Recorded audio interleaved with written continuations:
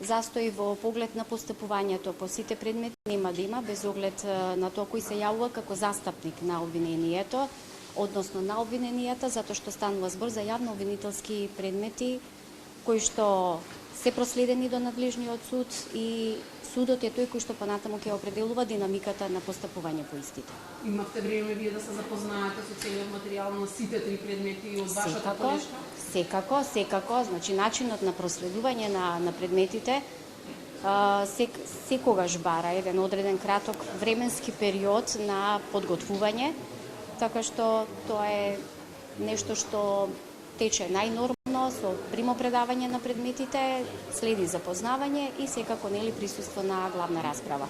Впрочем и вчера се одржуваше главната расправа која што течеше непречено во поглед на доказната постапка